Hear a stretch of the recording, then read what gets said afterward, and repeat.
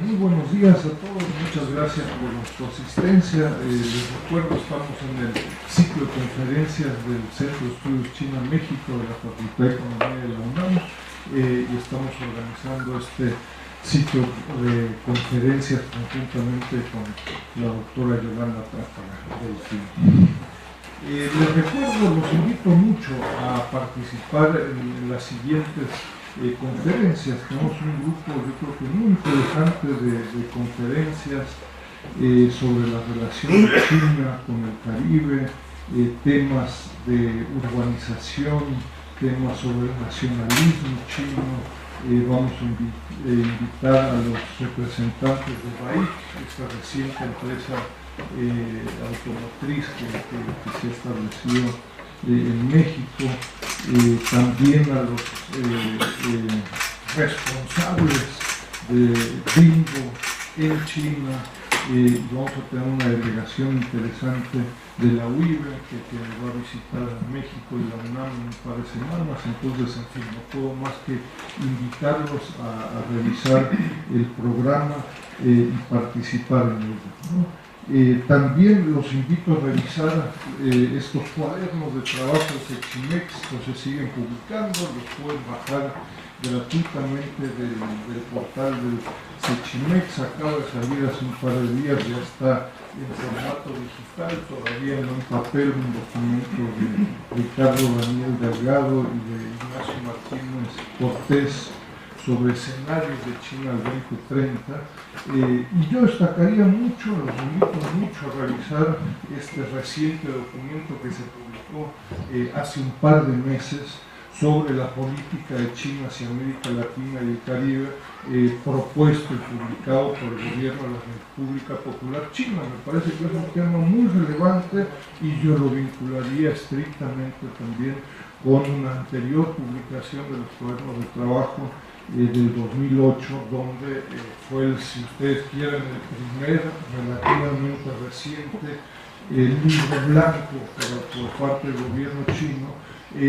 Si estamos buscando un diálogo concreto con el gobierno de la República Popular China y propuestas que nos hace la contraparte, bueno, pues acá encontrarán 15 páginas de propuestas muy puntuales de zonas económicas especiales, de intercambio en el medio educativo, en el medio académico, de parques industriales, etc. ¿No? Digo, no tenemos que partir de cero. Puede ser que no nos guste, ¿no? Eso es lo de menos, ¿no? Pero si estamos buscando un diálogo, yo los invito mucho a revisarlo puntualmente. Creo que es de la mayor relevancia en la coyuntura actual, ¿no? Y bueno, muy contentos de tener hoy a Jesús Flores Ayala, de que nos acompañe. Yo les recuerdo, Jesús es hoy en día el director institucional de Teléfonos en México, tiene una trayectoria en el sector privado, en el sector público, ha trabajado en la Secretaría de Economía, también como coordinador en negociaciones internacionales con América Latina hace algún tiempo, en la Secretaría de Hacienda, en Pemex, en la Secofi, ¿no? Que ya los más jóvenes no sabrán de qué estamos hablando. Y cuenta con una licenciatura en Economía por parte del Tecnológico de Monterrey, estudios de doctorado y de posgrado en Manchester y Europa. Entonces, muy contentos de que nos acompañe Jesús. Y yo les recuerdo la dinámica. La dinámica es una presentación de máximo 30 minutos, 45 minutos, para después tener un intercambio y hacer un par de rondas de preguntas. Por favor. Muchas gracias. Muchas gracias, Enrique. Te agradezco la invitación. Primero, bueno, me siento en una reunión con amigos, muchas caras amigas de muchos años, así es que le agradezco la oportunidad de poder compartir nuestra visión, es la visión desde el sector acero. Y dos, por favor, yo los invitaría a que se sientan con toda la confianza interrumpirme cuando vaya haciendo la presentación, para ir despejando interrogantes y podamos ir avanzando en el tema. Tengo previsto que lo que tengo preparado dure unos 20 minutos, quizás con las preguntas pudiera ser el tiempo que decía Enrique.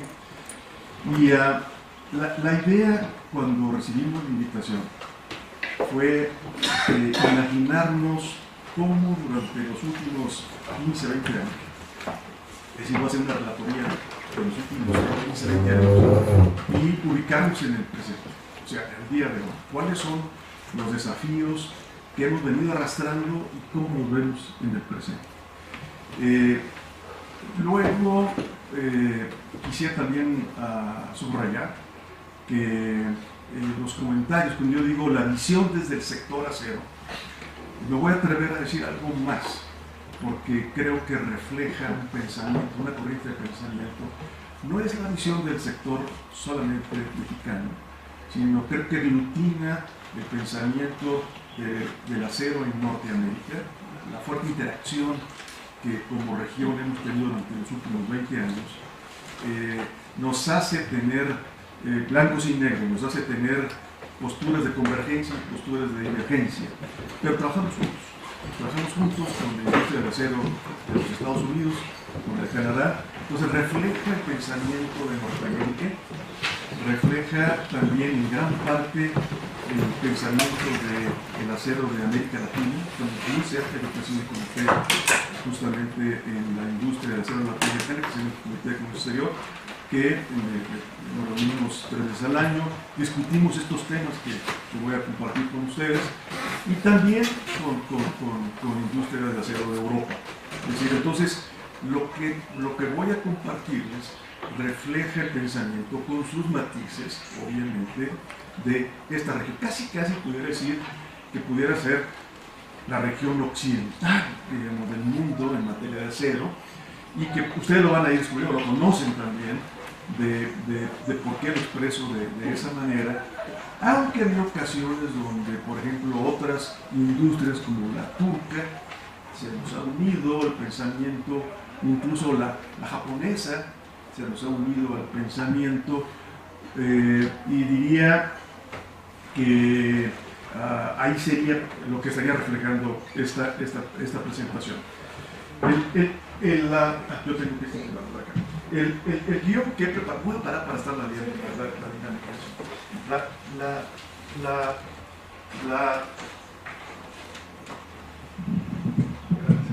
El guión que he previsto es hacer una pequeña introducción. La introducción lo que busca fundamentalmente es compartir información sobre cómo vemos la globalización, cómo vemos el mundo de las cadenas globales de valor y dónde creemos que se inserta en este complejo mundo la industria del acero. Con esta breve introducción ya entraríamos de lleno a lo que consideramos que es el principal tema, que es el exceso de capacidad, que es el principal tema de la industria, y cómo desde el 2005 al 2016, casi 11 años, en 2 semanas más hay una nueva reunión, cada 6 meses nos reunimos todas las industrias en el Comité del Acero de la OCDE a discutir justamente el tema del exceso de capacidad. Es decir, llevamos 11 años discutiendo el tema, cada 6 meses. La crisis surge en una reunión, dado que no había posibilidad de llegar a un consenso en el Comité del Acero, dado que es una mezcla entre un ambiente diplomático y un ambiente técnico, se consideró que era importante el nivel político. Por lo tanto, hay una reunión abril pasado, hace un año, que se le llamó The High Level Meeting en Bruselas, Bélgica, y que quiero compartirles qué pasó ahí y a dónde se llegó. Y luego, cómo este tema no se resolvió en esa reunión. Hubo crisis, como dice en el guión, y esto provocó un nuevo foro de discusión en el G20 a nivel presidentes que se reunieron en Hangzhou, septiembre pasado, y parecería que ahí iban existiendo ya rutas para una posible solución. El tema, creo que adicionalmente, y con esto voy a cerrar la presentación, tiene un ingrediente adicional, que es el final de los 15 años de transición de China esto aquí estoy exagerando, es decir, como economía no de mercado, sino más bien la presunción que China a sí misma hace en el párrafo 15 del protocolo de adhesión de China a la OMC, donde hay una redacción donde dice a los países que van a aplicar una investigación de prácticas desleales que puede omitir hacer una comparación estricta de costos como lo exige una metodología de prácticas desleales y tomar un país sustituto. Entonces, me parece que es un tema con el cual hoy se cierra, digamos, los mensajes que quiero compartir con ustedes y llegar a un punto final de comentarios y reflexiones, es decir, dónde estamos y hacia dónde pudiera ir la relación de China con el mundo en el sector acero, pero no queda ahí, es el tema de globalización y la coyuntura que estamos viviendo. Dicho esto, diría que me parece importante cómo vemos la globalización nosotros. Y es interesante tener el esquema de, esta es la famosa, como llaman, la cara feliz, la sonrisa, la smile face, le llaman, ¿no?, de las cadenas globales de valor. Esto es el valor agregado. Es decir, entre la actividad se concentra más en investigación, en diseño, en la supply chain, en distribución, en ventas, estamos en niveles de valor agregado cada vez superiores. Pero en la medida en la cual estamos en la manufactura, estamos en los niveles más bajos de valor agregado. Y con dos actos perversos. Uno que es los insumos, y aquí está el acero, y la mano de obra, lo cual nos castiga. Digamos, aquí en Sexy decidimos por alguna manera en estos últimos años concentrar nuestros esfuerzos para generar crecimiento y valor agregado. Me parece que estábamos mal posicionados, o estamos, salvo que tuviésemos que estar en una actividad altamente tecnológica, con una alta especialización en innovación y que permitiera poder hacer un brinquito en los niveles de valor agregado. Entonces, estas son las actividades preproducción, actividades postproducción en las cadenas globales de valor. Aquí pongo una imagen de un auto, puede ser una televisión, puede ser un electrónico, pero en fin, estamos ahí. Richard Baldwin nos menciona en recientes artículos que, pues con este proceso que acabamos de ver, entramos del modelo antiguo de fabricación en una región, en un clúster, digamos, a uno internacional, es decir, donde la fábrica prácticamente es un modelo de comercio exterior, donde se mueve uno entre países para optimizar la minimización de costos y maximizar las utilidades. En consecuencia, la globalización lo que tuvo fue pues una cantidad impresionante de lo que se conoce como acuerdos bilaterales de inversión. Vean ustedes cómo en las últimas 2 décadas se dispararon los acuerdos bilaterales de inversión, obviamente los flujos de inversión extranjera y obviamente la reducción de aranceles para poder generar el libre comercio. Con la intención justamente de las empresas líderes para poder optimizar, mencionaba la minimización de costos y o la maximización de utilidades. Perdón, sí. El TIB es Tratados de inversión bilaterales, que le llaman en inglés al revés, ¿no? Dicen VIP, ¿no? VIP, ¿no? ¿Sí? En ese sentido, también es interesante cómo Hausman, que es otro interesado en las cadenas globales de valor, nos dice, bueno, ningún país tiene el conocimiento ni la tecnología para el tipo de cadenas globales de valor que hoy el mundo está requiriendo. Es decir, entonces, es interesante ver cómo para la integración de un avión, por ejemplo, o puede ser un auto, puede ser una televisión, puede ser un iPhone, un teléfono, un celular, es decir, todas las piezas que vienen de diversos orígenes, en este caso aquí señaliza Estados Unidos, Canadá, Australia, Japón, Corea, para integrar estas piezas y está reduciendo, digamos. Sabemos que la industria aeroespacial ha tomado una pequeña o una importante proporción en México, pero que no pintamos en este tipo de niveles de tecnología. Pero eso se complica aún más. Y es muy interesante ver la robotización que hoy existe en el mundo, un crecimiento exponencial, donde esta es una fotografía que nos da una imagen, me parece, pues hasta alarmante, de cómo un cirujano ya en el 2001, hizo una intervención quirúrgica transatlántica. Y, es decir, a través de un mecanismo que podemos ahí estar viendo. Me parece impresionante. Me parece impresionante. Yo me acabo de operar de la vista porque tenía cataratas hace un mes y es impresionante entrar al quirófano, eran puros robots. Lo hice aquí en México, aquí en la Ciudad de México, aquí en Pedregal. Es impresionante lo que es el cambio tecnológico, es impresionante.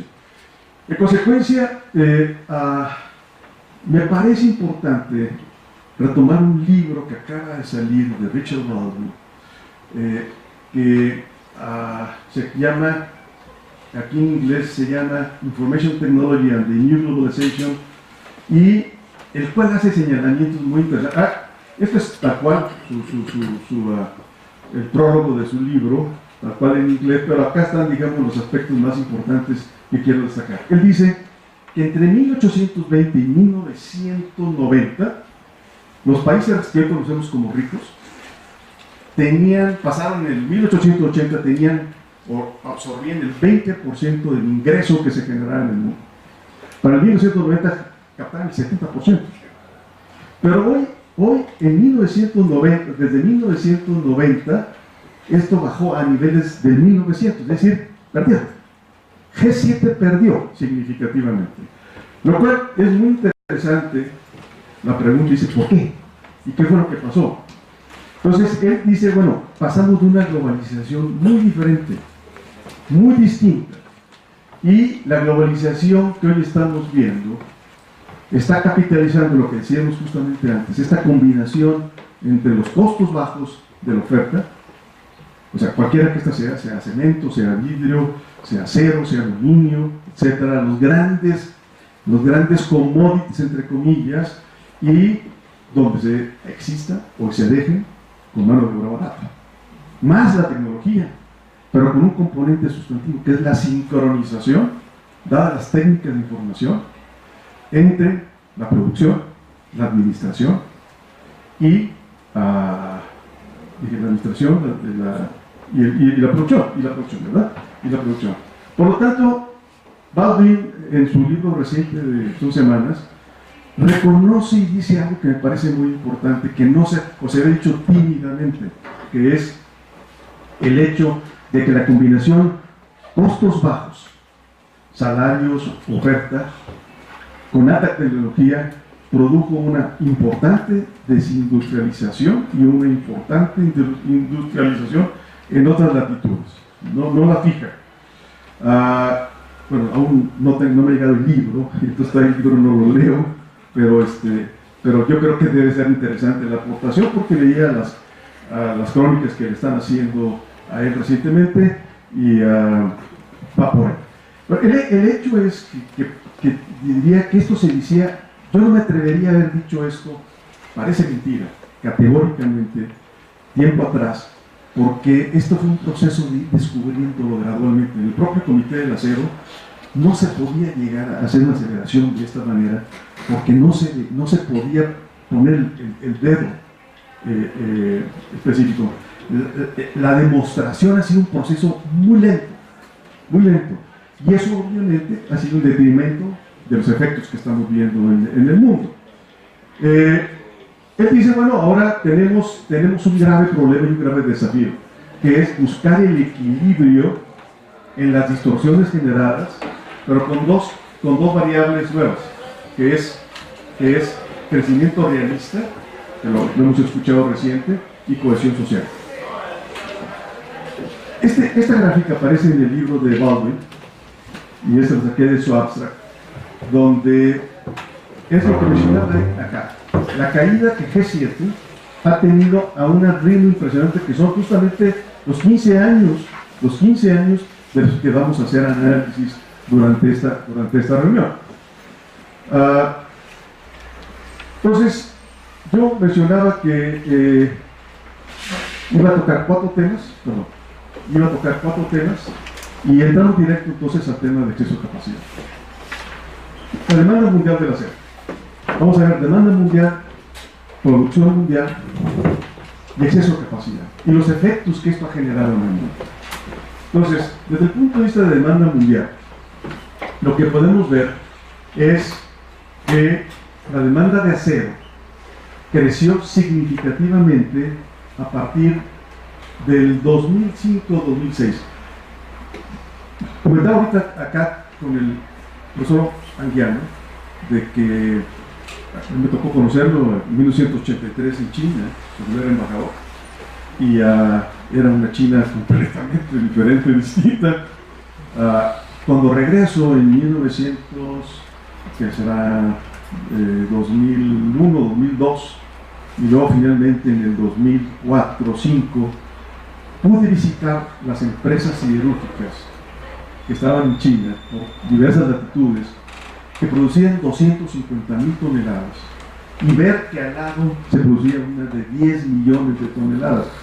O sea, un brinco excepcional, y de esas visité cerca de 6. O sea, visité 60 millones de toneladas que estaban transformándose de 1 a 60. La gran pregunta era, ¿cómo se hacía esto? ¿Qué lo estaba provocando? ¿Cómo se financiaba un fenómeno de esta índole? Bueno, sin embargo, uno veía que China se transformaba. Es decir, donde no había aeropuertos, el aeropuerto que me acuerdo que había en la época era una casita. Hoy es el aeropuerto más grande del mundo, de Beijing, ¿no? Y hicieron otro, o el de Shanghai. Entonces eran verdaderamente transformaciones radicales que permitían poder viendo carreteras, autopistas, trenes bala, todo se estaba transformando a partir del 2002-2003. Entonces no asustaba ver que esta demanda de acero empezaba a crecer. Y esto me refiero a China. En el 2012-2013 hay un cambio. Y ahora lo vamos a ver. Y esto es los países desarrollados. La caída fue dramática. Y vino la crisis del 2008-2009. Y hubo una pequeña recuperación, pero difícil de poder llegar a los niveles del 2007. Y la curva, aquí es un índice, ojo, es un índice lo que estoy mostrando.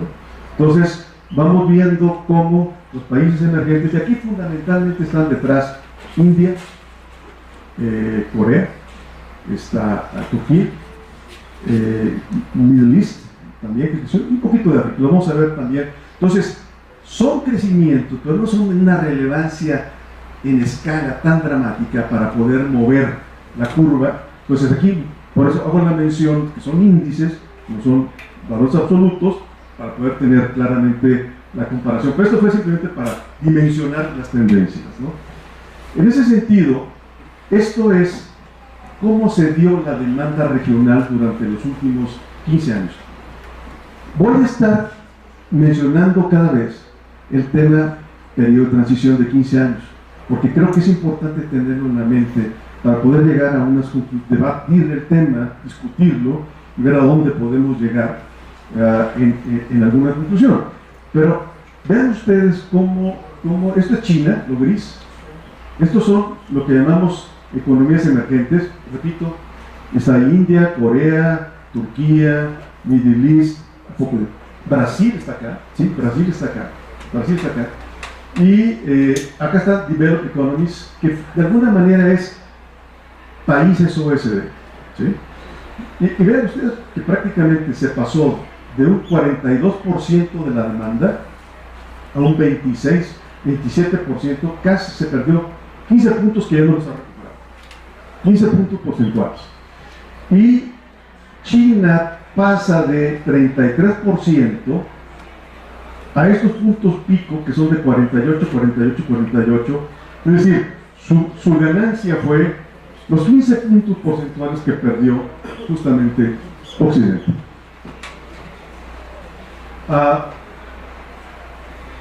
Con esto ahora podemos ver qué está detrás de las cifras.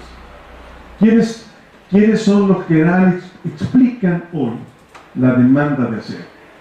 Y bueno, obviamente están en orden de mayor a menor y pueden ver el comportamiento que ha existido a la baja en el consumo y la demanda de acero. Y bueno, el principal productor es China, luego Europa, luego Norteamérica, luego India, Japón, etcétera. Pero quiero decir que en el 2001, China, Norteamérica, Japón y Europa, los cuatro estaban exactamente a la par, alrededor de entre 120 y 130 millones de toneladas. Es decir, el crecimiento que hubo en los últimos años fue por 10. En el caso de China, fue por 10 veces. Entonces, de esta forma, uno puede ver el crecimiento tan relevante que se dio. Esta es de la demanda, perdón. Y ahorita me refiero a la producción. ¿Sí? Esta es la demanda. Si nos vemos ahora a ver un mapa mundi, digamos, ¿cuál es la foto que hoy hay en el mundo? Podríamos ver que es un mundo que está prácticamente estable, sin crecimiento en la demanda de acero. Es decir, esto es la foto al 2016-2017. ¿Sí? Con esto estaríamos diciendo que una zona que sufrió dramáticamente es América del Sur. Brasil, o sea, yo no lo puedo creer, de los niveles que tenía Brasil hace 10 años, se fue hacia abajo. México hoy tiene una demanda de acero superior a la de Brasil, cosa que era al revés hace 10 años. Entonces, la otra Europa, que aquí me estoy refiriendo a Ucrania, a Turquía, mencioné, Turquía es el factor más relevante. Europa ha estado estable, sufrió antes, ¿sí? Sus caídas dramáticas fueron hace una década, fue inmediatamente después del surgimiento de China, fundamentalmente es Alemania y Francia, y Alemania y Francia prefirieron adaptarse al modelo en surgimiento. Entonces, por lo tanto, su crisis fue previa, ¿sí? Y yo diría que la crisis más fuerte entonces se dio. Este azul que está aquí, donde dice Norteamérica y dice NAFTA, es México. El punto azul es México. Y es México por todo el programa que ha habido de gasoductos. Es decir, el jalón y la demanda que hubo en México, pues al mundo le dio importancia como proveedor local, doméstico, o como proveedor externo. Las importaciones de México crecieron significativamente. Y entonces diríamos que, si ustedes pueden ver, si aquí está Asia, donde está China y Japón, pues estamos con un crecimiento prácticamente insignificante, entre el punto 2 y el punto 5 de crecimiento. Es decir, la demanda, por esto les dejaría yo aquí el mensaje es, y ustedes ya lo vieron, la demanda va para abajo. La demanda de acero va en una tendencia decreciente. Ahora, ¿qué pasó con la producción? Y la producción siguió creciendo. La producción no se detuvo. Yo diría, bueno, ¿por qué? ¿Por qué siguió creciendo? Y entonces es una pregunta que me gustaría que también, con 2, 3 datos que tengo más adelante, pudiéramos concluirla juntos, porque aquí hay un punto crítico a debatir y a discutir y a entender. ¿Sí? Pero la producción siguió creciendo, o sea, no había demanda por acero, es decir, no había demanda por infraestructura en China, no había demanda por casas, no había demanda por mayores edificios, no había... ¿Por qué? Pues porque se había llegado a un tope. En consecuencia, el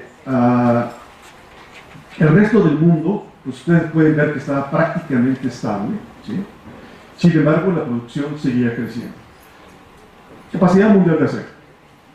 Bueno, aquí esta curva me parece que es muy ilustrativa, porque nos va a decir desde 1980 hasta el 2014 cómo se han comportado las adiciones, ¿sí? Estos son deltas, son crecimientos, las adiciones de la capacidad de acero. Entonces podemos ver que a partir justamente de los años que ya mencioné, a partir del 2002-2003, justamente cuando compartía mi anécdota de ver plantas que pasaban de los 150.000 a 10 millones de toneladas, viene este crecimiento, adiciones, que en promedio eran de 100 millones de toneladas por año, ¿sí? Fenómeno sin precedente en la historia del mundo, al menos mundo moderno. Esto produce entonces que hay dos formas de medir el exceso de capacidad. Esta es una, y la lámina siguiente es la que comparto. Una es la medición de la capacidad nominal versus la producción. Y esa es una fórmula de medirla, y entonces aquí podemos ver que en la vida siempre ha habido exceso de capacidad, y siempre ha habido crisis. Está la crisis de Europa, la crisis de Japón, la crisis de Estados Unidos. Al final, ustedes recordarán, a finales del 2000, justamente cuando el presidente Bush, hijo, impone la 201, ¿no?, la salvaguarda mundial, que hace que todo el mundo ponga salvaguardas, pero es justamente por un problema de crisis por intervención del Estado en la industria del acero.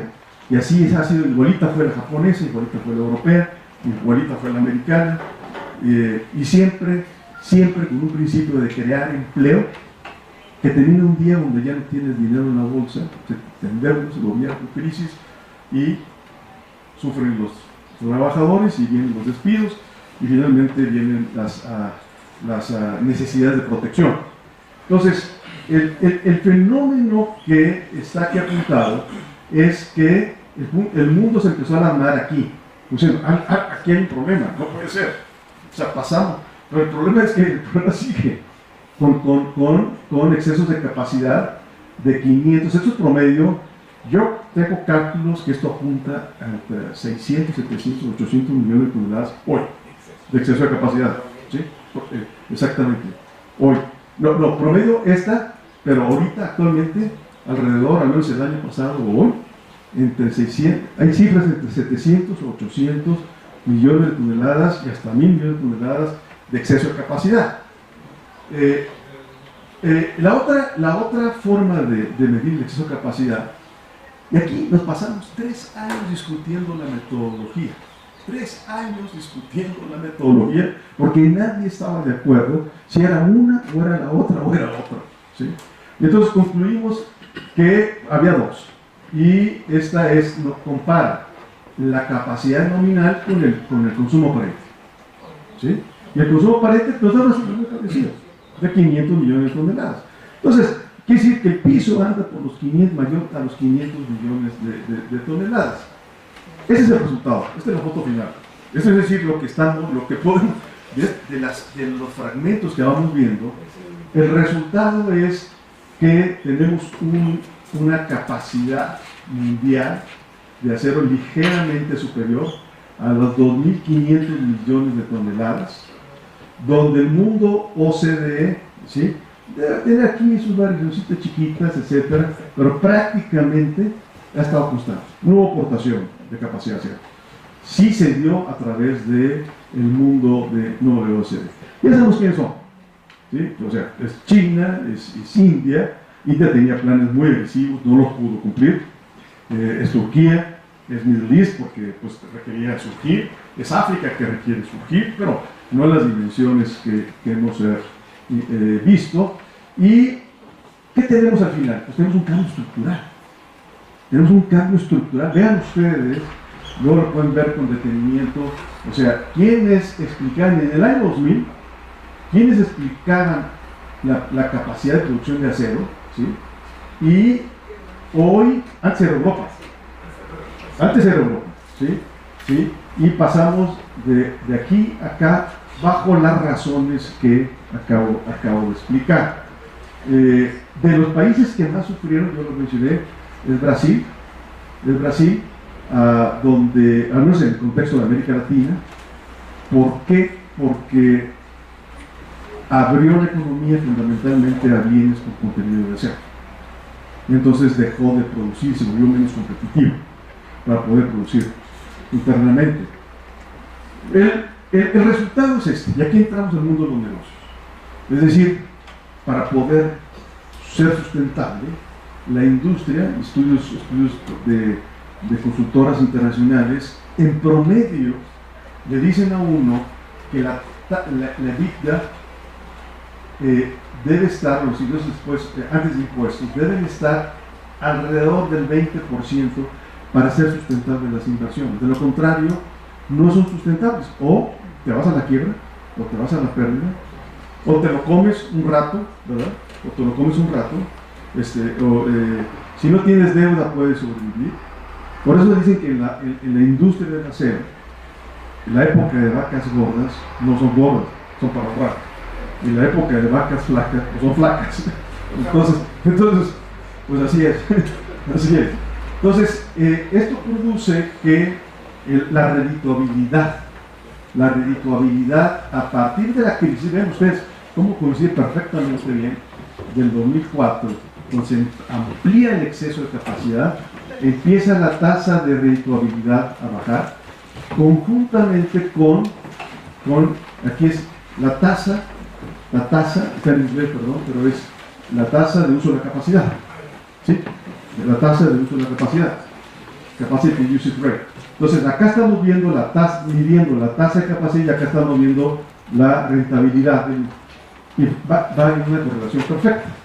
¿Qué quiere decir esto? Que en la medida en que yo perdía mercados por falta de poder tener los precios que el mercado se me está imponiendo, porque somos todos tomadores de precios. Entonces, perdía mercados, que antes tenía los terceros mercados, y en consecuencia, menor tasa de uso de capacidad de producción y menor rentabilidad, ¿no? Pasamos a China, una rápida revisión de China sobre la actividad del acero, de industria. Primero, otra vez, otro factor coincidente es, aquí está la crisis del 2008, la caída, pero China tuvo en ese momento tener recursos para hacer el famoso stimulus package, ¿verdad? Entonces, bueno, nos permitió volver a regresar, ¿sí?, a tasas invidiables para el resto del mundo, ¿no?, de crecimiento de la economía, pero es franca la caída que se va teniendo en steady, ¿verdad?, continuo, se va teniendo. Entonces, bueno, ya lo vimos por todos lados, sí hay una disminución de la actividad económica, se llegó a un y esto se refleja entonces ahora en la industria del acero. Podemos ver que el consumo ha ido con esta tendencia, pero la producción siguió creciendo, lo cual se tradujo, estas son cifras mensuales, en millones de toneladas, aquí me faltó ponerlo, perdón, es una omisión, y esto es exportaciones. Entonces, a partir de este momento, o sea, hace 3 años, viene la crisis de crecimiento en las exportaciones, y es cuando el mundo se asusta. Todos nos asustamos ahí. Porque mensuales, son mensuales acá. Pero el dato es el promedio anual. Es correcto. No, aquí, no, esto tiene que ser multiplicado por 12. Es por 12, te digo, sí, por 12. O sea, 10 por 12. 10 por 12. O sea, esta cifra, la cifra de exportación pasó de alrededor de 60 millones de toneladas anuales a 120 millones de toneladas anuales, ¿sí? El mundo se asustó a los precios en los que estaba la industria, con una economía que iba en franca descendiendo. Entonces, lo que sucedió fue esto, obvio. Perdón. En la anterior hay que aclarar. Sí, yo tengo ahorita. No, la gráfica. Sí, aquí me faltó poner, son cifras mensuales. Quiere decir Sí. que produce China 550, aquí 600 y tal. Es correcto, sí. No sé quién me asistió a la... Ajá, sí, me dio antes de que me retire para poder hacer el ajuste y que lo pueda hacer, ¿no? Sí, encantado. Sí, son cifras mensuales y me acordé que lo vi anoche, pero se me olvidó ponerlo, pero sí, es cierto, son cifras mensuales. Pero a final de cuentas, el efecto que se venía generando, ¿sí?, eran los precios. Entonces, ya teníamos un problema, que era, perdiste mercados. 2, ya no estabas utilizando la tasa de capacidad que tenías. ¿sí? 3, ya empezarás a perder. 4, los otros no pierden, los otros no perdían. Precios ya no sustentables ni siquiera para mantenerte sustentable. Entonces, precios con esta caída, tan dramática en los precios, y ahora dice, y aquí entramos en un proceso de debate. Voy a hacer un paréntesis, no me quiero detener ahí, pero lo quiero posicionar. Pero a veces creo que el debate ha sido, a veces, muy superficial o ideológico entre decir el libre comercio o el proteccionismo. Me parece que es muy peligroso.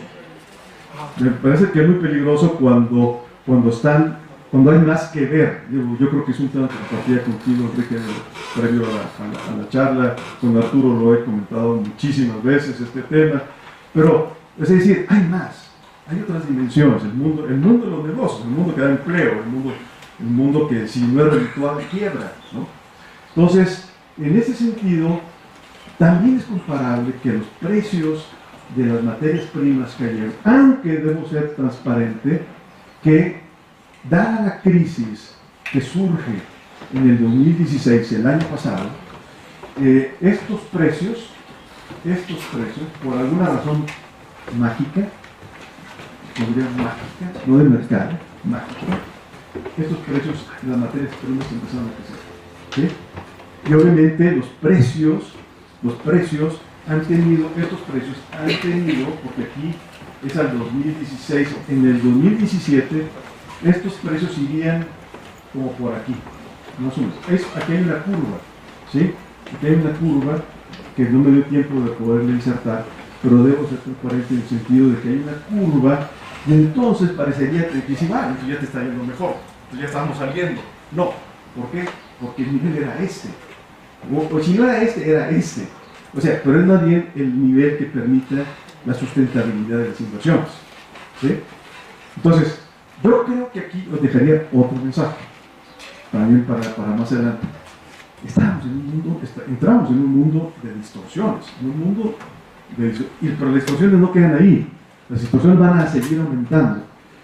Entonces, me muevo ahora a comparar una situación de mayor crisis cuando vemos, este es un análisis comparativo del margen de rentabilidad en diversos periodos para hacerlo comparable entre varias economías, donde la línea azul es acero y la roja es otros sectores, petroquímica, todo lo que sean globales, empresas globales, ¿sí? Entonces, esta se empezó a quedar muy por debajo del resto, y en consecuencia, pero también viendo que China estaba alrededor en promedio al 2%, este estudio del año pasado, al 2%, y en promedio el mundo del 6%, o los Estados Unidos del 4 y algo, Europa por abajo del 4%, Japón por arriba del 4%. Conclusión, con esta tasa de rendimiento que debería estar por acá, sí, hay un problema. Hay un problema y las empresas se van achicando, van perdiendo empleo, van surgiendo los despidos laborales, es decir, va sobreviviendo el que tiene algún mecanismo de sobrevivencia, por decirlo así, ¿no? Dicho esto, con esto voy a cerrar otra sección, donde este es parte de la discusión que se ha dado en el Comité del Acero de la OCDE. Este es un estudio, lo pueden ver con calma después, pero es los tipos de apoyos de gobiernos que han permitido lo que acabamos de ver. Y esta es la reacción por parte de los países más que nada, pero también no OCDE, en materia de prácticas desleales. Es decir, vino un repunte de medidas antidumping y de countervailing, y entonces pues estamos, como diciendo, peleando con estas dos armas del mundo, ¿sí? En un mundo de distorsiones, ¿sí? Y este es un ingrediente más que falta estudiarlo, no está suficientemente estudiado, pero esto lo que está reflejando es las importaciones, aquí esto está medida para Norteamérica, es Estados Unidos, Canadá y México, ¿sí?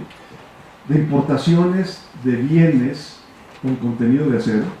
Es un estudio muy sofisticado que hace la World Steel y la hace también American National Steel Institute y la hace también el acero. Y es un estudio permanente que se hace para cuantificar en las exportaciones e importaciones. Esta es la balanza comercial. Esto es Norteamérica. Y Norteamérica registra un déficit de 22 millones de toneladas. ¿De qué? De productos con alto contenido de acero. ¿Qué pueden ser? Pueden ser desde autos, que tampoco el auto lleva demasiado acero, no lleva demasiado, ¿no?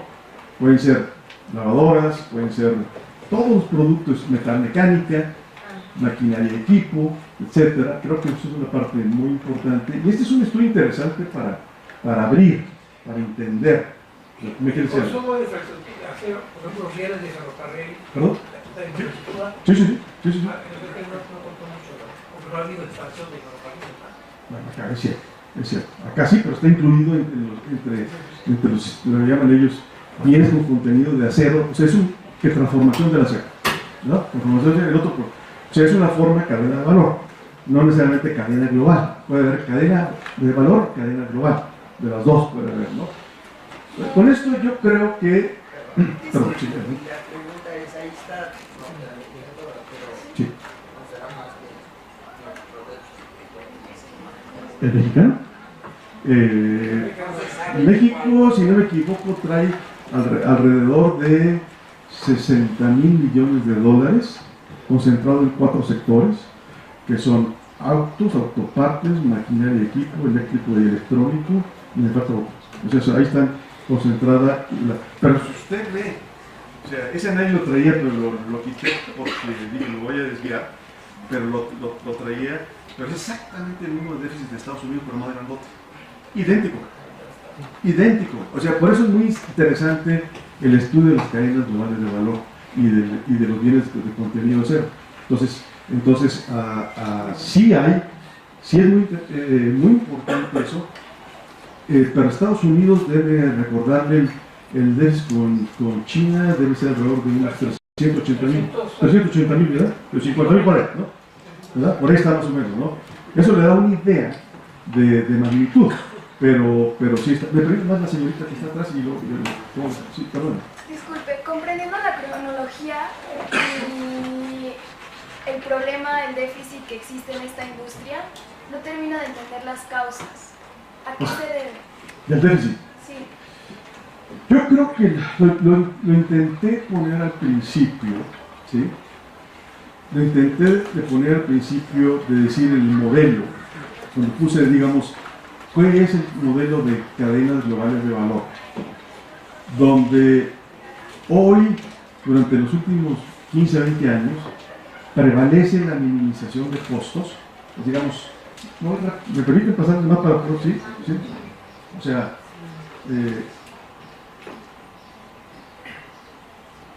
esta es la primera, es esta. Es decir, acá creo que está la clave de la posible respuesta. Es decir, esto te da más valor agregado, más tecnología. Estas son tecnologías de información o de producción o de robotización, ¿sí? O es, como dice Richard Baldwin, hoy las ideas pueden viajar entre países. Y eso me parece ya impresionante, es otro desafío, ¿no? Es decir, yo puedo diseñar algo, innovar algo, venderlo en otra parte del mundo, pero es más que nada un comercio de servicio, de humano, ¿no? Pero la parte más cruda está la que tiene menos valor agregado, que es la manufactura. Pero ¿no existe una clave, un origen a ese desencadenamiento? ¿Perdón? ¿No existe una clave, un origen a semejante desencadenamiento? Las profits, las utilidades. Yo se lo recomiendo mucho. Hay un video que te recomiendo ver que se llama The Wrecking, así está en inglés, The Wrecking of the American Dream, ¿no? Ya lo viste, ¿no? The Wrecking of the American Dream. Exactamente, en Netflix está. ¿sí? Y en Netflix y en YouTube está The Wrecking of the American Dream. Y eso te va a decir, es el profesor Noah, ¿no? El profesor Noah de la Universidad ¿de qué? No, alguna universidad de Estados Unidos está, ¿no? Harvard está, ¿sí? ¿Sí? ¿No? Pero me parece que es tan didáctica la forma como te va aplicando a base de 10 principios, pero termina en uno más. Hoy, todas las corporaciones definen el concepto de corporación, ¿sí? Y hoy dice, por ejemplo, algunas empresas, los corporativos muy grandes, importantes que conocemos todos, ¿sí? Hoy lo sustantivo es profits, utilidades, rentabilidad. Y entonces es cómo logro rentabilidad a costa de lo que sea, bajo un principio que era el consumidor requiere bienes baratos, bienes accesibles. Pero aquí también hay una polémica. Si el consumidor no tiene ingreso porque perdió su empleo en el mundo, ¿sí?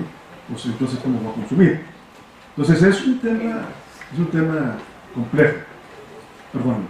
Yo sugeriría Sí, que termine. y hacemos un grupo de rondas de preguntas. La dinámica es que termine y así es. Ok, perfecto. Ahora estamos a punto de terminar, ¿eh? Estamos a punto de terminar, ¿eh? Bueno, entonces yo dejo aquí el tema de cadenas globales de valor. Me parece que es un tema para investigar a profundidad. O sea, hay poco research en este tema que ayude. Hay muchos documentos, estudios, etcétera, pero que respondan a la problemática como tal. ¿Y qué hacer? Me parece que hay poco. Bueno, ahora entro. Esta es la conclusión de la primera parte, de esta parte. Es decir, se ve claro que el ciclo económico de la industria del acero mundial, junto con el de la economía, prácticamente ya terminó, está a punto de terminar. Hay un acto de gran incertidumbre por la actividad china, porque vemos que la economía china, y muchos de ustedes son expertos más bien en el tema, pues de repente es así, de repente es así, de repente es así, de repente es así. Es decir, ¿qué sigue? No lo sé, y yo creo que depende de muchos factores, desde los reformistas y los no reformistas. O sea, ¿hacia dónde va la economía china? Yo creo que yo no soy la persona más indicada para poderlo comentar, pero lo pongo como un tema. El modelo ya se agotó, el modelo ya generó exceso de capacidad, desequilibrios, distorsiones, etcétera, que nadie le sirve, ni le sirven a los productores, ni le sirve a China, ni le sirven al resto del mundo. Y con este grado alto de distorsiones era urgente, esto estoy hablando hace 2 años, porque nadie se atrevía a tocar el tema de causas. Esto hace que se vaya a la reunión de Bruselas al año pasado, y en esta reunión de Bruselas, a mí me parece que fue sustantivo Bruselas. Creo que fue sustantivo que quedó evidente que hoy el mundo durante muchos años, 15 años, 10 años, 12 años, hay 2 modelos económicos en competencia. El modelo que está explicado, se puede llamar con mayor o menor grado por las fuerzas del mercado, por la operación de la empresa libre, vamos a poner, con todas sus distorsiones que pueda tener, y el modelo de empresa de Estado. En México prácticamente ya no tenemos empresas de Estado. Vamos a poner el ejemplo, ¿no? Las que existían, pues prácticamente desaparecieron, ¿no? O son de otra escala, de otra naturaleza, etc. Lo siguiente es que lo que fue interesante en esta reunión de Bruselas es que estaban todos los ministros de comercio del mundo, y estaban los sectores privados del mundo. Y los sectores privados del mundo lo que dijeron, a ver, pónganse de acuerdo ustedes, porque yo como actividad económica, yo no puedo promover la reestructuración o participar en la reestructuración del mundo del acero. ¿Por qué? Porque tengo 2 reglas, aquí no hago caso, o nos vamos para acá, o nos vamos para acá. Pero sin la definición, si ustedes no se ponen de acuerdo, gobiernos, no tenemos forma y el resultado va a ser no el deseado. Silencio, crisis, abril del año pasado, de repente viene la reunión de Hangzhou, creo que está mal escrito, es con Z, ¿no? Es con Z, ¿verdad? Otra edición, pero entonces, y esa reunión se reúne en septiembre del año pasado, todos los presidentes del mundo, y maravillosamente sacan un comunicado que es el párrafo 31, que está aquí escrito tal cual. Pero me parece muy interesante porque dice, reconocemos que hay exceso de capacidad en el acero y otras industrias y que es un tema global. Lo reconozco. Dos, esto me parece más importante, reconocemos que hay subsidios y otros tipos de apoyo del gobierno para poder generar y que causan distorsiones y contribuyen al exceso de acero. O sea, no lo puedo creer. Esto fue la reunión de septiembre del año pasado, septiembre 1 o 2 creo. Por lo tanto, solicita que se reúna y empezaron a trabajar con muchos problemas. Las reuniones siguen avanzando. Tiene que haber un procedimiento en julio de este año, en julio de 2017, y así llegamos al cuarto y último tema.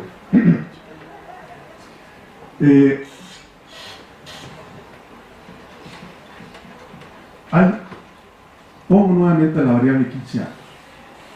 En 15 años,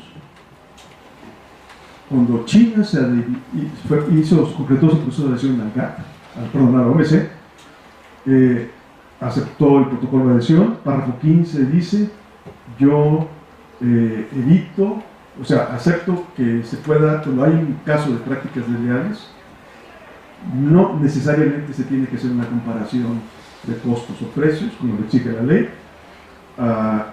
salvo que se demuestre, en este caso, China, lo contrario, es decir, que es una economía de mercado. Cosa que nunca pasó en los 15 años, en ningún caso en el mundo, nunca sucedió. Un caso en el de China demostrara que era una economía de mercado.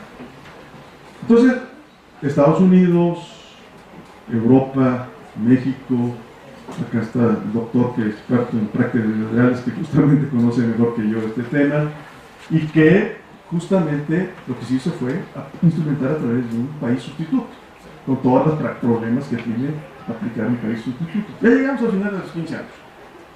Y inmediatamente 2 días después, del final o 3 días después, China, en un proceso de impugnación a Estados Unidos, a Canadá y a Europa, establece que solicita consultas en la OMC con la idea de llegar a un pan, y el tema es que pues está en debate este tema sustantivo que para unos sectores es extremo delicado porque implica seguir con más distorsiones. Entonces no está resuelto. Lo que quiero aquí decir sigue el pataleo de los dos modelos económicos. El modelo, es decir, tiene que entrar en un proceso de solución. Y con esto llego al final.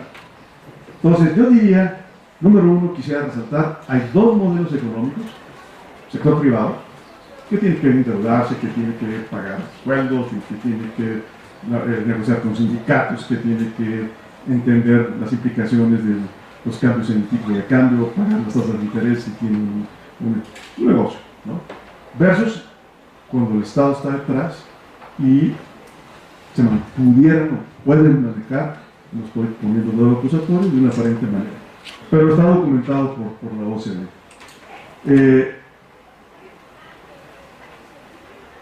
El tema de distorsiones y los riesgos de que haya mayores distorsiones. Por lo tanto, es urgente el poder tener reglas claras de cómo pasar de un mundo distorsionado a uno menos distorsionado. Y parecería que se complica más cuando el mundo actual busca la desglobalización por las fórmulas que se está discutiendo de posible desglobalización, como el famoso Border Tax Adjustment o impuesto en la frontera, que implica decir no existe eso OMC, ¿no? Casi puede ser, ¿no? Entonces entramos a un tema muy complicado, como diciendo, y es prioritario resolver cómo pasar, o si no se puede pasar, de un modelo al otro. Entonces yo pongo 3 escenarios, y esta es la última lámina. Digo, hay 3 escenarios. Uno, no pasa nada, no hay cambio. Prevalece lo que sucedió en la reunión de Bruselas, prevalece lo que sucedió ahora en Davos, y entonces entramos en un periodo de mayor crisis y estamos acusando entre libre comercio y proteccionismo, y no pasa nada. Otro es reconocer que el cambio ya se está dando, que pudiera ser, ya entramos en un proceso de cambio, pero que implicaría trasladar, ajustar el modelo de cadenas globales de valor a cadenas regionales de valor, que pudiera ser, hay indicios de que por ahí se pudiera estar gestando algo, ¿no? Y parecería que el señor Ross, ahora que estuvo en el Senado, algo dio a entender por ahí, pudiera ser, no lo estoy diciendo. Y esto pues implicaría, se ha dicho, la modificación o negociación en las reglas de origen, de alguna manera, etc., ¿no? Entonces, y el tercero es, me parece interesante, porque ayer hay una declaración del primer chino, me cuesta trabajo pronunciar, exactamente, donde da a entender por primera vez una meta oficial de reducción de capacidad del acero, donde dice, bueno, parecería que se pudiera estar iniciando un proceso de negociación. Gracias.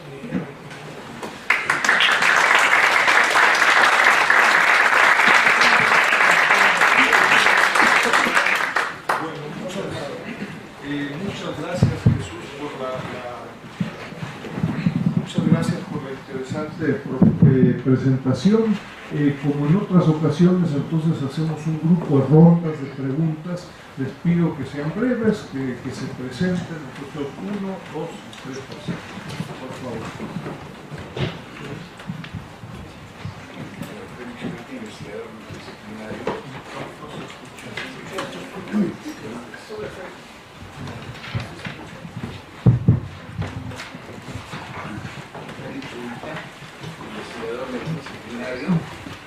Hay algo que a mí me preocupa y que no voy a aparecer aquí.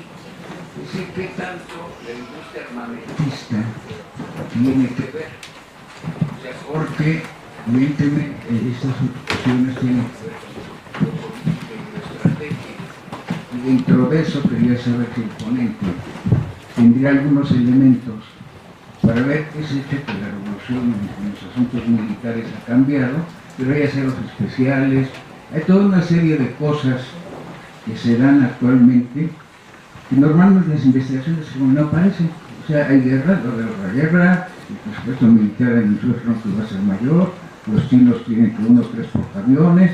O sea, ¿dónde está ese nexo de su investigación con la industria armamentista, que son los que mayores ganancias ganan? O sea, efectivamente, ya no voy más allá de otras cosas anecdóticas, pero quisiera ver si usted ha detectado algo en esa correlación que no aparece. No aparece porque no soy... ¿A las 3? ¿O qué tal? Sí. Entonces seguimos con Arturo y Jesús, felicitarte desde luego, excelente charla. Y bueno, a mí me parece que construir un esquema a partir del caso del acero, en un tema central de la mayor importancia, que es precisamente el gran choque entre el Atlántico y el Pacífico, ha sido como el estudio del caso que ejemplifica perfectamente el gran choque que vivimos de estas dos enormes bloques económicos que pareciera que se han dado cuenta, por lo menos del lado de Occidente, que están perdiendo la batalla y que hoy se enfrentan en la última batalla a partir del acero y otros grandes sectores económicos, sobre todo industriales, trascendentes, ¿no? Sobre esto, pues desde luego, dos temas centrales. El primero de ellos es, pues mucho antes que Baldwin, ya hay corrientes en México que hemos estado manejando del gran traslado del Atlántico al Pacífico, soportándolo con cifras, y no ni siquiera del 2000, sino incluso desde la década finales de los 70, que realmente cuando con la apertura china se abre toda esta globalización que después se corrompe con el tema de explotación y precarización económica del factor trabajo asiático. Y ahí, pues ojo, ¿no? Porque estamos confundiendo globalización con precarización, y como ya hemos aprendido en 100 años y 200 años antes, pues cuando hay precarización se acaba y se desvirtúa lo global, que es uno de los temas centrales del debate. O sea, desglobalizar, ¿qué quiere decir? Dejar de utilizar la mano barata sin costo social y ecológico asiática. Ahí hay una gran confusión. La segunda de ellas también es el romanticismo de las corrientes economicistas sobre la gran diversificación y de la globalización de las diferentes etapas de la creación del producto, ¿no? Entonces, ese gran ejemplo de que el iPhone se producía en 100 países y que eso era lo mágico de la globalización. Eso acotado con también la declaración ayer, el artículo de New York Times, que nos señala que los grandes objetivos de China para el 2025 es una mayor integración al 75% del contenido nacional.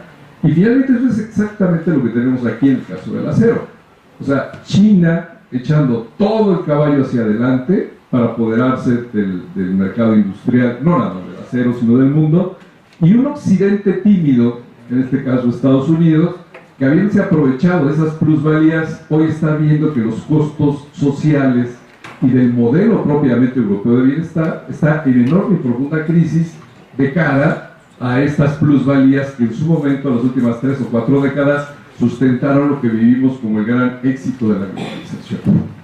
Hoy, de cara al siglo XXI, de quién es el hegemón, quién va a ser el hegemón, y antes de darse cuenta que parece de Occidente, algunos dicen que tal vez tardío, algunos dicen que oportuno, y eso lo veremos en las próximas lustros y probablemente décadas, estamos frente a ese punto, ¿no? Hasta dónde esta recomposición americana va a parar, en el caso del acero, la sobreoferta, que ha tolerado y que se ha aprovechado de esos costos, ¿no? Porque lo que tú nos estás diciendo, como bien lo apuntan tus estadísticas, pues no es ni siquiera de 3, 4, 5 años, esto ya tiene cerca de 2000 cuando se explotan, y donde vemos que crece más también el consumo del acero, como tú bien lo planteas, en Europa Central, ¿no? Que es el One Belt One Road, y que ahí es la segunda gran batalla que se viene en el siglo XXI, el desarrollo por ahí. La pregunta muy concreta, para ya no extenderme, Trump, ¿no? De cara a Trump, ya nos dijiste un poco la tercera, el escenario 3, pero partiendo de la base de tu conocimiento con industrial norteamericano, ¿cómo se llama? Que escribió un libro sobre el tema de la serie, que hoy está de asesor de Trump. Peter, ¿no? Sí, no, este otro, que escribió un libro, Dennis Dominics o algo así, que estuvo participando con ustedes en Canacero y que ahora es asesor de Trump. Preguntando un poco hasta dónde crees que la postura de Trump pudiera llegar en este gran debate que a partir del acero pareciera que nos va a empezar a dar algunas líneas de salida de esta confrontación, ¿no? Muchas gracias. Y una tercera pregunta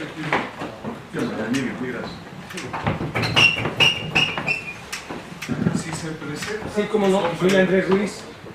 Soy Andrés Ruiz Furro, soy periodista de medios alternativos, redes sociales. Mi pregunta sería la siguiente. Es en relación al acero, es economía, no entraría en el esquema de economía mixta. Todo China en general dicen que adoptó de México la economía mixta, nosotros la votamos, pero no entraría ahí. Y la otra es si esa magia del mercado, ese mercado que tanto se habla, no es más que una falacia, porque si vemos el ejemplo de la crisis financiera de Estados Unidos en el 81 y la actuación que tuvo después Obama para rescatar bancos, si vemos a México con Cedillo y el FOBAPROA, vemos que esa magia del mercado realmente no existe, porque ahí está la llamada de Clinton para favorecer algunos negocios transnacionales, en fin, o sea, cabildean.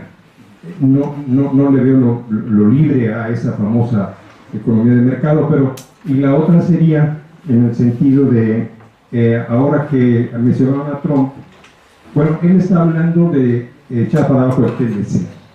México dice que se renegociará, pero en realidad él desde el principio dijo que para abajo, y en vis a vis las cadenas regionales de valor, si no sería un poco contrastante al respecto. Esas serían mis preguntas. Gracias. Sí. Bueno, yo creo que usted toca un tema yo diría estratégico, ¿no? Estratégico, sustantivo, y que invitaría a que debates como este profundicen en la visión geopolítica. Yo creo que la geopolítica no puede estar ausente de una discusión como esta.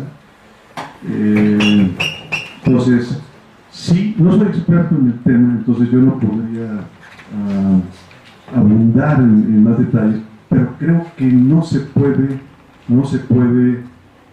seguir analizando estos tópicos sin una discusión muy profunda del tema geopolítico que está detrás. Evidentemente, yo puedo mencionar aspectos anecdóticos, pero indiscutiblemente el tema geopolítico es el tema número uno. Yo recuerdo cuando la China del 2005 para adelante se empezó a surgir, y cuando tenía la posibilidad de estar más frecuente en China, los aviones iban llenos de europeos, japoneses, americanos, poquitos mexicanos, o sea, viajamos poco, pero a final de cuentas había intereses geopolíticos en China, indiscutiblemente. El señor Emiliano podrá abundar al respecto en ese sentido. Creo que la presencia de Europa en China ha sido sustantiva, la presencia americana ha sido sustantiva, la presencia japonesa es sustantiva. Entonces, yo creo que sí, ahí hay un tema relevante, estratégico, que debemos de profundizar, y decir, bueno, ¿y nosotros cómo? ¿Dónde estamos en nuestra pequeña escala? Pasando al tema del doctor Oropesa, coincido con todas las reflexiones que él hace. Yo diría, agregaría a lo que él mencionó, y usó el vocablo. Yo creo que tardamos en entender el tema, a pesar de los esfuerzos que un centro como el que coordina Enrique Dussel hace permanentemente, donde permanentemente se está debatiendo esto. Yo creo que llegamos tarde, estamos llegando tarde, no quizás en este medio, sino como país, como tomadores de decisiones. Yo digo que hay temas, me imagino que a todos los que estamos aquí, muchos de ustedes que son expertos en China, a mí me pasó levantar a un tema sobre China, bien feo, ¿no? O sea, es decir, no era un tema sexy, por llamarlo así, ¿no? Y hoy es conflictivo, hoy es muy serio. Entonces, pensaría Arturo que estamos pero no, digamos, como dices, la vida nunca es tarde. Yo creo que hay muchos temas donde hay que profundizar. Me parece que hoy las condiciones son más favorables para discutir con los tomadores de decisiones en la política. Hay que empujar muchísimo. Y paso no sé si respondo tu pregunta, y paso a la tercera pregunta. Es correcto, yo creo que el tema de China es una economía. Uno está en Hong Kong, uno dice, bueno, esto es otra cosa, no, uno está en Shanghai, es otra cosa, la China actual es otra cosa. Lo que hay que entender, creo, es que hay sectores que fueron utilizados como palanca de desarrollo, y creo que el acero fue uno de ellos. Es decir, yo sacrifico acá, es decir, el acero en sí mismo no es el problema, es lo que se usa el acero y la ventaja competitiva que le da la cadena de valor, ¿sí? Entonces, por eso mencionaba el tema de los bienes con contenido de acero, y que es un tema poco estudiado. O sea, hoy tenemos que dar un clavado estricto para decir, bueno, ¿yo dónde? ¿Cómo puedo participar? ¿Dónde estoy? ¿Y qué necesito para poder participar en este nuevo mundo? Entonces, sí, yo creo que es peligroso. Hay que reconocer, si es una economía mixta, hay sectores privados que donde se han generado, no tengo el mayor número de megamillonarios en China, ¿no? Que compiten con los millonarios del mundo, y hay también los sectores que siguen teniendo un fuerte sello de la economía centralmente planificada americana. Entonces, no es fácil. a otra ronda de preguntas. Empezamos con el embajador Emiliano. Dos, tres, el Estado y después. Sí. Bueno, felicidades, es una presentación muy interesante. No se nos olvide que el hierro y acero fueron los instrumentos fundamentales del crecimiento del capitalismo del siglo XIX y que todavía en el siglo XX la rivalidad era los países que poseían más hierro y acero estaban en la cabeza de todo el mundo y que el mercado del hierro y acero siempre ha estado dominado por una fuerte dosis de intervención del Estado o por lo menos de orientación del Estado. A mí, yo creo que ahora esa idea de un modelo también tiene una teoría como no. En 1900, solo históricamente, cuando se hizo la fundación de la fundadora de Hielo Cero de Monterrey, se fundieron los cañones costeros más grandes del mundo, que después estuvieron defendiendo a Turquía, que tuvo a la flota británica con cañones mexicanos. O sea, está hablando de un hecho muy antiguo. Segundo, hoy en día, como se habla de libre mercado, y es el caso de China, como se habla de mercado, no de mercado, de mercado. China va al mercado con empresas estatales, de propiedad estatal, que tienen que comportarse con las reglas del costo-beneficio. Estamos, obviamente, el mercado es un mercado imperfecto, etc. Pero yo no quería meterme en ese tema, simplemente porque oímos preguntar. No es una reflexión breve. Es probablemente el proyecto de los chinos, y no hay de muchas maneras inmediato para resolver los excedentes de la cadena más baja del valor del acero, o sea, la producción simplemente de hierro y acero, pues es un famoso una ruta, un espacio. Y no va a ser difícil que nos coloque. Pero en fin, así van a financiar el gobierno chino a través de bancos de desarrollo propios y las coaliciones que ha hecho con el Banco de Inversiones en Infraestructuras en Asia, con la cual hay 55 socios, más China 56, ahí poder canalizar claramente los excedentes primarios, no para los primarios, o sea, hierro y acero, porque los esquemas de producción son muy el acero para fines militares, yo tampoco respeto por ahí un parte están contabilizados en la demanda total de acero.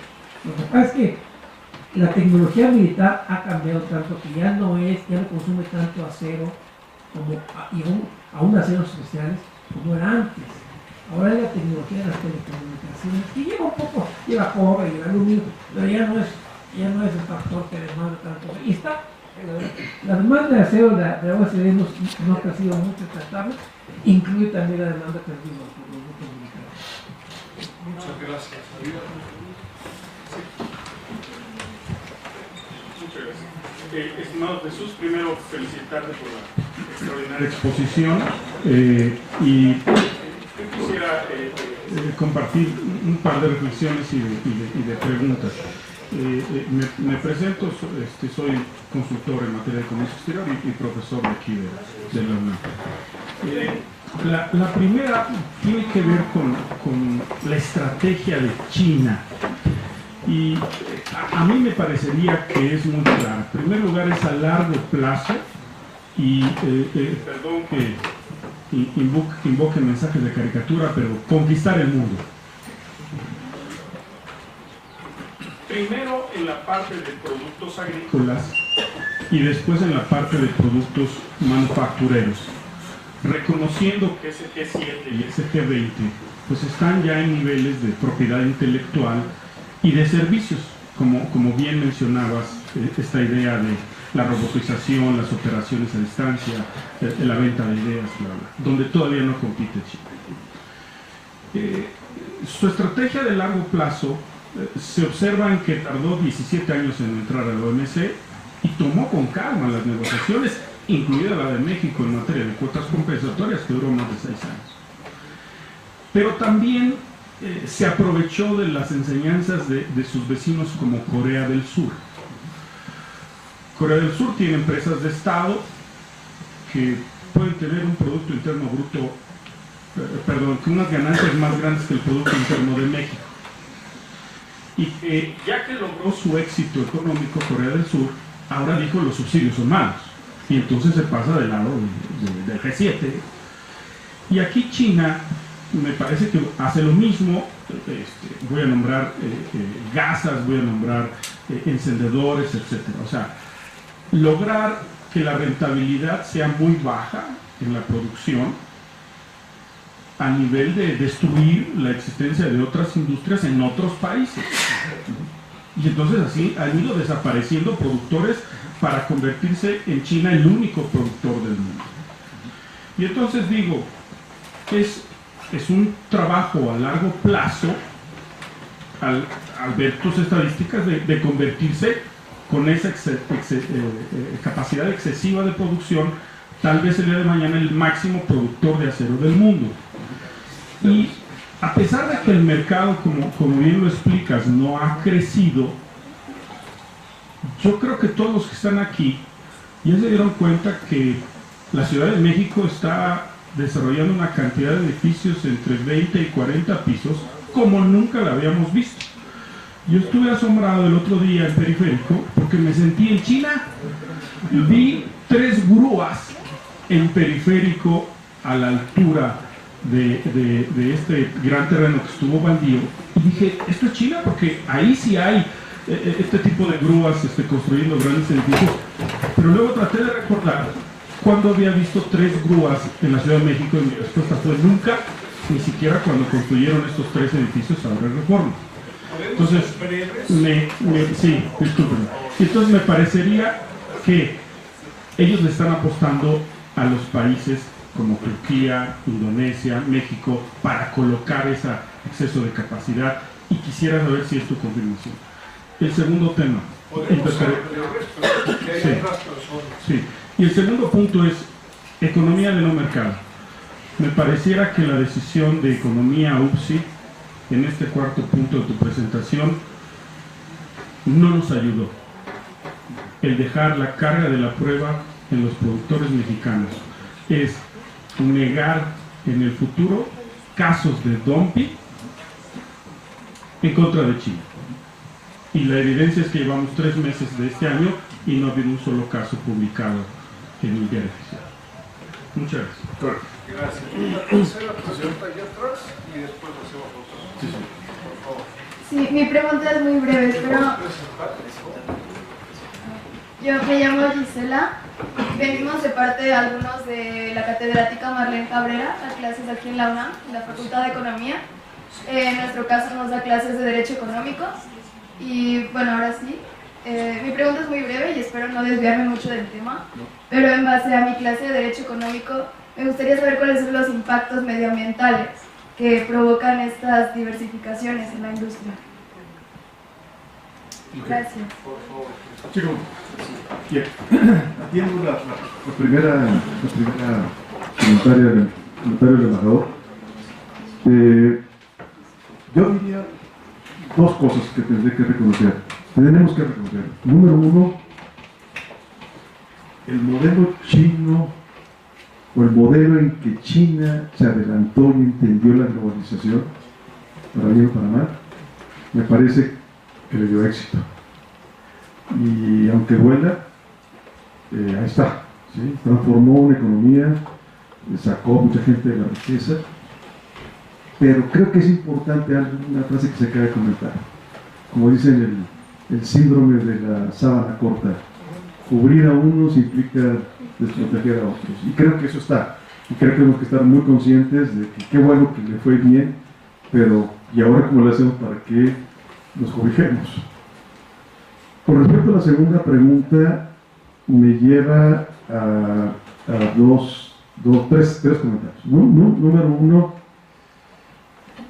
creo que tenemos, es una sugerencia que aprender a ser menos ortodoxos y tratar de influir en las políticas del gobierno para que se incorpore un pensamiento menos ortodoxo, porque creo que las consecuencias están claras. es evidente que, y esto lo he comentado en varias ocasiones, de seguir el modelo como está. Tú vas a hacer un modelo de antitrust monopólico, pero la legislación internacional en la materia no existe. Existe domésticamente, pero no internacionalmente. Y entonces es un hueco. Me tocó participar en una reunión con expertos de la OMC y de la OCDE en materia de cuáles eran los hoyos que tiene la legislación internacional, y son muchas áreas grises. Y las cadenas globales de valor ya superaron su actuar con relación a la legislación actual. Entonces tenemos, digamos, cuando decía hay que definir reglas o negociar, lo que pasa es que cuando uno sienta más de 100 países a negociar reglas, no hay acuerdo.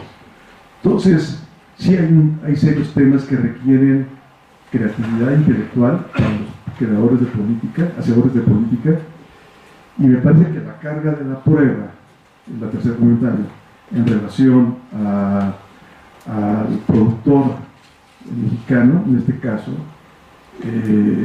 pues choca, es un debate, yo no soy abogado, tú eres abogado, choca con lo que dice los textos del párrafo 15 del protocolo de adhesión, de lo que sobrevive del párrafo 15. Entonces, ahí le mete incertidumbre, y costo al productor mexicano. Y la tercera pregunta fue, ¿cuál fue? Mira, yo creo que el tema del medio ambiente, desde el punto de vista del sector acero, es una práctica, consideramos desleal, que no está claramente normada y regida para el comercio internacional.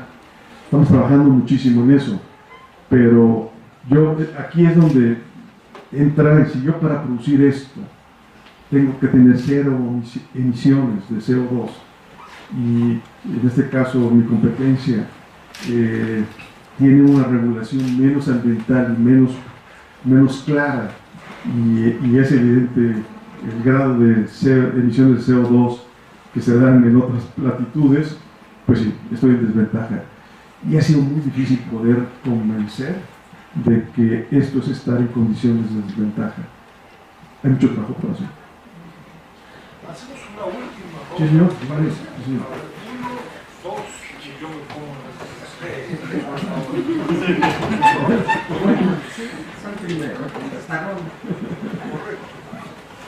Bueno, está aprendido. Primero, me sirvió muchísimo pasar a la siguiente ronda porque pude escuchar los comentarios del anterior, y yo quiero decir que ningún país que empiece con un proyecto de desarrollo tiene que hacerlo con miras a invadir, atacar, expandirse, etc. Y yo creo que China, aunque no quisiera notarse, tiene un peso específico muy alto en términos de población, de PIB, de recursos, etcétera, para no notarse. Aunque, como digamos, quizá no nos guste ver esos avances que ha tenido. Eso no era parte de mi comentario anterior, pero lo aprovecho, ¿no? Mi comentario era que más que, digamos que si pasáramos al escenario 3 de estas perspectivas, se inicia un proceso de negociación. Tengo la idea de que China se adelanta un poco a los acontecimientos de acuerdo con ese proyecto de reformas económicas que viene desde los 80 y que tiene una nueva fase a partir de 2004-2005, digamos con un modelo más hacia adentro. De todas maneras se adelanta a los acontecimientos con este nuevo proyecto que de 2013 que se llama Una Franja, un camino, traducido así es, una franja, un camino, y que está buscando, bueno, primero me regreso, primero no era China la que exportaba manufacturas, sino era dentro del esquema de integración productiva con Asia del Este. Entonces son todos estos países juntos que pusieron a China, y China tomó ese papel en los 90 como plataforma de exportación. Entonces no era China, eran todos los insumos de Asia del Este y China con el terminado y la salida al exterior. Ese era un proyecto que sigue ahí, pero bajó porque los mercados de manufacturas, las exportaciones de manufacturas, digamos, ya no son tan viables como hace 5 años. Entonces ahora China comienza con este nuevo proyecto que le sirve para 2 propósitos. El primer propósito es: seguimos exportando manufacturas porque siguen siendo muy importantes en manufacturas, pero tenemos que pasar a la exportación de servicios, y no van a ser servicios bancarios, ¿verdad? Entonces ahí viene este proyecto de 2013 de Xi Jinping, en el cual vamos a aumentar la conectividad con Eurasia. Ahora nos vamos a extender hacia el otro lado, no nuestra región, sino toda Eurasia, y tiene algunas partes del este de África también. Es la ruta de la China, la ruta de la seda por terrestre y marítimo. Eso, como segundo paso, es ahí vamos a poder exportar nuestros excedentes de acero en la construcción de infraestructura. Mi comentario era el último pedacito. Gracias.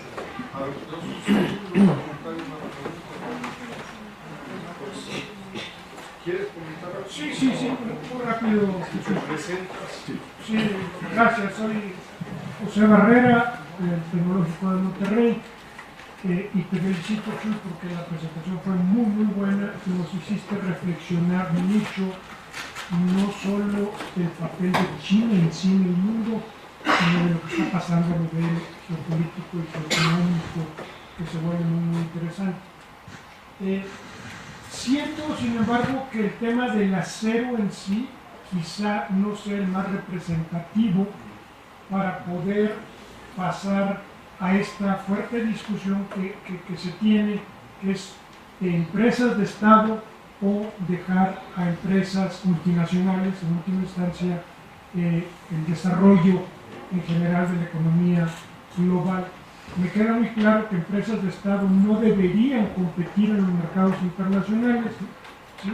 Y eso siempre lo he estado comentando, puesto que ellos no responden a los mismos intereses, y las reglas de la OMC están hechas para las empresas que no son empresas de Estado. Entonces ahí tenemos un problema muy fuerte. Pero te referías, y a esa es la pregunta, a que si estas empresas de Estado, en estos 2 modelos, o empresas multinacionales, van a estarse enfrentando en los próximos años, yo diría que es una definición para aluminio, para acero, para algunos sectores muy específicos, y creo que no es el complemento de todo el sistema económico mundial. Y la otra pregunta, el otro punto, aquí es el comentario de que la próxima semana, el próximo miércoles y jueves en Santiago de Chile, se tiene una reunión ministerial de los 12 países del TPP con China y Corea. Y Estados Unidos aceptó asistir. Entonces va a ser la primera vez, el tema central es el futuro de las reglas comerciales en la región del Pacífico. Entonces, va a estar muy interesante, porque por primera vez se van a sentar China y Estados Unidos a discutir esto en un petit comité, refiriéndome a APEC, con más de 20 países. Entonces, tenemos este otro tema que quisiera que lo pudieras comentar, porque está ligado. Yo siento que la parte del acero, alternativas que mencionas, va a ser de negociación con presión política. Cada año se reúne Estados Unidos y China en la parte bilateral. La última hora, el año pasado, si revisas la parte de capacidad, exceso de capacidad, hay compromisos ya de China de empezar a bajar a la producción. Ahora vamos a ver qué tanto, cómo se va a comportar China con una nueva estrategia mucho más difícil de lograr. ¿Verdad? Gracias.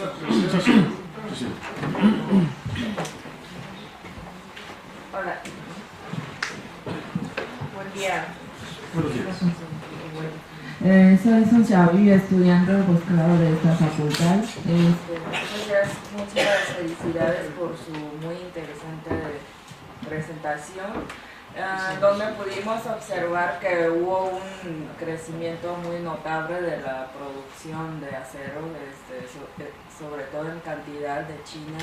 Sin embargo, si nos fijamos, no sé si es el caso, el costo de este crecimiento, que principalmente se basa en alto grado de consumo de recursos humanos, recursos naturales. Es decir, por ejemplo, para fabricar una tonelada de acero en China, la cantidad consumida de carbón, de electricidad y de minerales sería similar a la cantidad consumida en los países industrializados como Estados Unidos o Japón, y los impactos generados hacia el medio ambiente. Y otra duda sería el acero, bueno, la calidad del acero de China, o más bien el tipo de acero principal que está fabricando, es para satisfacer qué tipo de mercado o demanda. Gracias. Correcto. Mira, cerramos. Yo tengo una pregunta también. Uno, el comentario, yo te invitaría a revisar, digo, a debate. Yo creo que el concepto de estas empresas paraestatales, state-owned enterprises, no sirve para analizar China, sino que es mucho más inteligente el concepto de propiedad pública. Porque tú te encuentras con empresas del gobierno central, pero también de provincias, también de municipios, de ciudades, y si solo haces referencias a las SOEs, son, peor de los casos, 117 empresas, y te dirán que estás persiguiendo molinos de viento, siendo que la propiedad pública es mucho más significativa y con una racionalidad sui generis, ¿no? Y dos preguntas, ¿no? Mi impresión, yo me acuerdo, estuve el año pasado en Canacego, es de que la reducción de este exceso de capacidad puede llevar a nuevos retos. Revisando el caso de China, que ya hace varios años que ha reconocido el tema de problemas en exceso de capacidad, lo que está sucediendo, mi impresión, y me gustaría escuchar tu opinión, es que China se está deshaciendo de las empresas menos productivas, menos eficientes, más contaminantes, pero está incrementando la productividad en forma significativa, está cumpliendo con normas de menor contaminación, y en algunos casos pudiera incluso aumentar la producción. Que eso eleva el problema a una nueva dimensión, ¿no? Y segundo, varios colegas han señalado esta estrategia del One Belt, One Road Strategy, ¿no? Yo he estado en Techint, en Argentina, ahí con cantidad de colegas tuyos. Hay la problemática con estos nuevos proyectos de infraestructura y proyectos de llave en mano, pareciera ser que con la modernización del tren Belgrano, por ejemplo, a las afueras de Buenos Aires y en otros lugares de América Latina y de Asia, etcétera, lo que nos decía la gente de Techint, caracterizando un poco, es no tenemos capacidad de proveer un tornillo, ¿no? Las cosas no son blanco y negro, pero es decir, hay un nuevo reto para la industria del acero, en el sentido de que en estos proyectos con financiamiento, con proveeduría, con servicios, con etcétera, la industria del acero establecida en la región pareciera que queda completamente fuera. ¿Cuál es tu impresión en otros casos? Okay. Nomás ayúdame para que no se me olvide, porque la primera parte de tu pregunta fue... ¿La mía? Sí, porque estaba tratando de apuntar y se me fue. No, para tenerlas ya y contestar todas.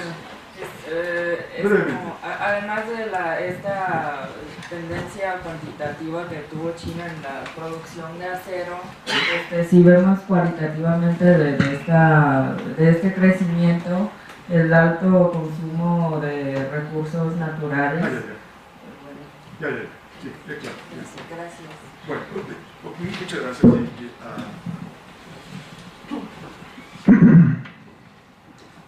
Ya de la primera pregunta, sí, yo creo que en varios foros con nuestras contrapartes chinas, tanto el sector privado como participamos apoyando a los gobiernos, un principio que se ha propuesto es el que usted mencionaba, justamente. Cuando seas grande, de ahí se pone un rol más de responsabilidad. Tengo un liderazgo diferente, tengo una función distinta. Y en ese sentido, el principio se ha ido sugiriendo, recomendando, como diciendo, hoy te toca jugar otro rol. Ya jugaste un rol de generación de riqueza, ahora te toca un rol de responsabilidad y de equilibrio, ¿sí? Y me parece que es un tema que está asociado más a quién le hace clic en los liderazgos de allá, ¿sí? Y a quién no, porque si a mí me está yendo bien, les digo, porque quiero cambiar mi modelo, ¿no? No, pues me está yendo bien, ¿no? ¿Por qué no voy a cambiar? Entonces yo siento que es un tema de hasta generacional, hasta de responsabilidad política, etc. Entonces, por otra parte veo por los indicadores económicos, los salarios son otros, los que existían anteriormente, hay una transformación hacia una economía diferente, hay riesgos también, o sea, hay riesgos, yo los veo todos los días, los sigo desde el punto de vista de ver cómo se están comportando los indicadores macro, sobre todo los que son de orden financiero, que son más de corto plazo. Entonces yo diría que es un tema, mi primera impresión, en la responsabilidad, ¿no? O sea, si yo soy grande y ya soy potencia, pues me toca jugar otro rol. Y ojalá que así sea. Y percibo que hay nuevos líderes con otra generación que pudieran ir por esa ruta, ¿no? Y algo en la segunda intervención, que fue la tuya, José, sí fue la tuya. La tercera fue la señorita y la cuarta la de Enrique. Sí, coincido con tu porción de tu reflexión. Y yo soy un creyente del capítulo de empresas de Estado, así se llama State-Owned Enterprise, pero lo que evolucionó el capítulo, participé en su elaboración y siento que tiene mucho de lo que se está diciendo ahorita para buscar equilibrar, para la transición, ¿sí? Digamos, no estoy poniendo TPP por delante como un proyecto como tal, sino digo, me parece que hay mucho de lo que son las reglas que no existen, ¿sí? Las que sería importante poder simplemente una de ellas es la transparencia, no les traigo ahorita aquí claras las reglas, pero es decir, ¿por qué una empresa también durante ciertos 15 años, etcétera, así sucedió, ya hay una riqueza, ya se resolvió pobreza, miseria, en una latitud que era importante resolverla, pero no se puede extender más, no se debe extender más. Y en ese sentido siento que este tipo de capítulos y de reglas, entonces es muy interesante lo que tú mencionas, yo no lo tenía el dato, esta reunión de Chile, donde quizás se retomen cosas de esta índole. Entonces yo te respondo con esa cuestión. Yo soy un creyente que hay cosas muy buenas, que creo que se pueden ser mejores, indiscutiblemente, pero hay mucho pensamiento que vale la pena recuperar. La tercera yo creo que el modelo, yo siempre me hice la pregunta, ¿cómo es posible? Hay un límite, un modelo de crecimiento como el que se impuso con tasas de crecimiento del 14, del 12, del 10%, pues bueno, ¿dónde están los recursos naturales para poder hacerlo? O sea, hay una restricción natural al crecimiento. Entonces, yo creo que entre la transición, las restricciones en los recursos naturales, el ciclo se empezó a gestar, ese ciclo que vimos acá en la lámina, se empezó a dar casi naturalmente. Entonces, claro, los que lo aprovecharon, y hubo un boom impresionante. Pero, iba a contar una anécdota, pero me parece que no viene al caso. No se la cuento. Pero me acuerdo un día que estaba yo sentado en Beijing, en el hotel, desayunando, estaba aquí a mi lado, no sabía que yo hablaba español, entonces estaba un señor español, con su familia, su esposa, sus hijas, y él, nunca supe su nombre, y él comerciaba chatarra. Y entonces decía, desayunen bien, coman bien, porque estos tiempos son de oro, ya no volverán. Es decir, debería estar haciendo mega negocios, el señor, impresionante, pero por supuesto le iba muy bien en esa actividad. Entonces, yo creo que fue un ciclo, señor, que hizo así, hay que acomodarse, las cosas se tienen que ir acomodando, mejor si tienen reglas, creo que mejor si tienen reglas. Y el tema que yo pronuncié, el segundo comentario, está asociado al énfasis, yo como participante del sector acero, creo que perdió el tiempo mirando demasiado al acero y no a las cadenas de valor. Y ahí yo tengo una enorme omisión, pero yo y mis colegas, o sea, de no haberlas estudiado y no tener una respuesta más profunda a ese tema. Y creo que hay que entenderlas porque son complejas. Y ahí yo te diría, a las cadenas globales de valor, donde va el ingrediente A, B, C y D, entre ellos el acero. ¿Sí?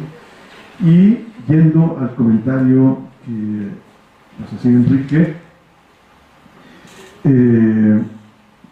es cierto, yo también aprendí esto en el tema de, y gracias por alertarme en el tema, es cierto, el tema empresa-estado es limitado, pero el concepto de propiedad pública, ahí está en el capítulo de empresas de estado, ahí está, lo recuerdo perfecto. Entonces, me gustaría refrescar mi memoria y entenderlo. Recuerden el último comentario, ¿cómo fue? No, el tema de implicaciones de estos nuevos proyectos de infraestructura. Claro. Ese es un paquete que también es como el de las cadenas globales de valor, similar. Yo creo, o sea, no lo tenemos estudiado y hay que entender, sí, o sea, fue una crisis en Argentina desde el punto de vista de llegar aquí está el paquete, está todo implícito, cosas que también pasan aquí en México en la construcción.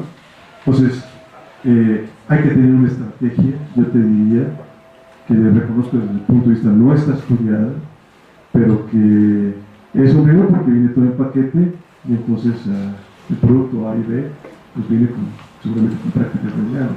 Pero yo te reconocería que no lo conozco.